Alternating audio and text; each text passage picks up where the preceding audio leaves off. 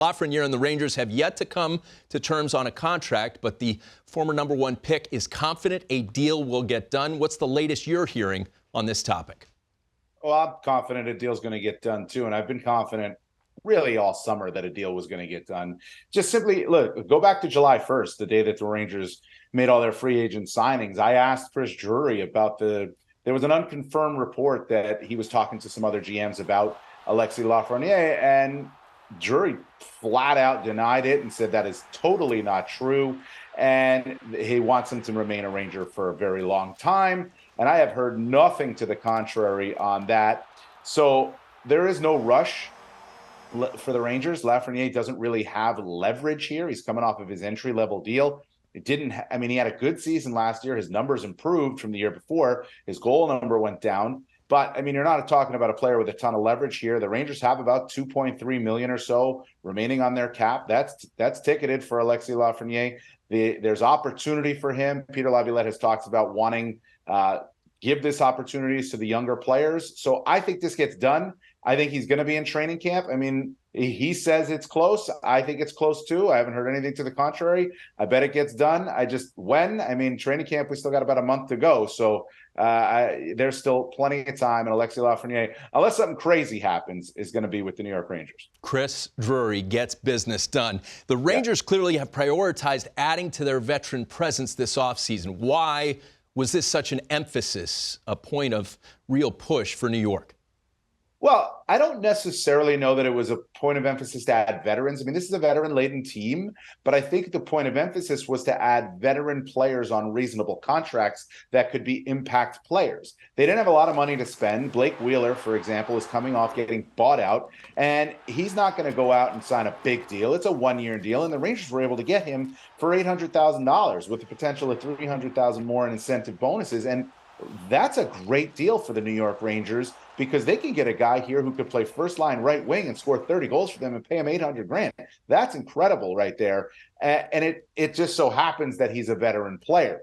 Jonathan Quick, I think, was targeted for them because A, there's the ties locally from Connecticut, but B, they're looking for a guy who's won the Stanley Cup that can help Igor Shesterkin in those ways. He's not going to necessarily help Igor Shesterkin in how good Igor is and, in net and whatnot, but he's going to help him just like he helped Adin Hill as a guiding factor for a goalie as they try to push for a Stanley Cup in New York. Nick Bonino's another guy, fourth line center. They had a hole at that spot. Bonino's a guy they're comfortable with there, who they still believe has a lot left in his game. And in a fourth line center role, it's a perfect fit on a very, very reasonable contract, $800,000. So you look at some of the signings here. They did not have a lot of money to spend, and I thought they did a pretty darn good job with the money they had to get the players that they did. Now, alongside the changes to the roster, the Rangers, of course, will be led by Peter Laviolette, his first year as the bench boss for the New York Rangers. What changes could you see made out of the gate under Peter?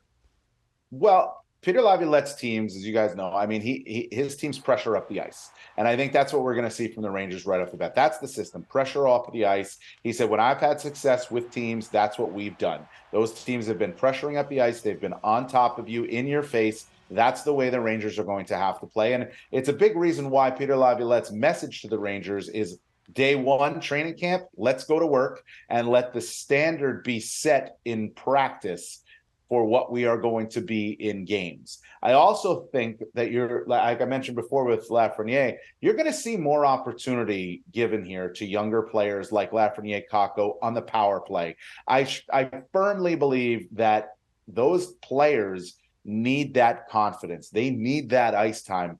Now, the Rangers have a lot of good players that play on their first power play unit. Chris Kreider, Mika Zibanejad, Adam Fox, Artemi Panarin. That's all well and good, but those guys can be on the ice for about a minute and a half at times. They were under Gerard Gallant. I think they want to cut that down to about a minute, and then get a second power play unit out there that can be dangerous. And I would firmly believe that second power play unit is going to feature Kaapo Kakko, and if he signs, Alexis Lafreniere. Let's go right back to the kid line. This coming season, important for their development. Also, obviously, Philip Hedl. Do you think that group will take a big leap this year? I do think so. Look, I mean, they've taken a leap in each of their years. It just hasn't been the big leap, right? I guess Filipino had the big leap last year because he scored 23 goals. He had 45 points as a third line center. Those were really good numbers. He got really hot. He also did that in the playoffs in their first season under Gerard Gallant when they went all the way to the Eastern Conference Final. The guy that I think could take the really big leap is Kaapo Kakko.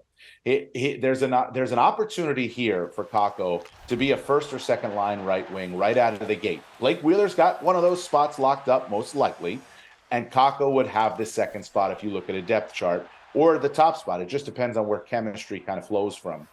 And he had 18 goals and 22 assists last year, so he had 40 points. But the key thing for Kakko last season, and he mentioned this when the season ended, is he played in 82 games.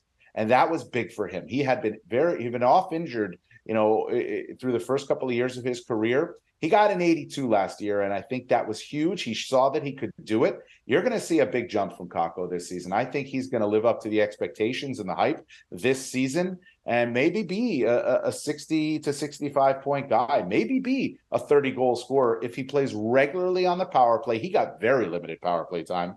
And if he plays regularly in a top six role, because you think about it, in his top six role, he's either playing with Mika Zibanejad or Vincent Trocheck, or potentially Filip Chytil if Chytil jumps up the depth chart and they move Trocheck down. There's a lot of options there, but Kakko is the guy. I don't think the kid line is necessarily together because you have Kakko in that depth chart on right wing and where he is versus where Lafreniere is currently right now and where Chytil is currently now on the depth chart at left wing and center. But Kakko's a guy I think can have a big year.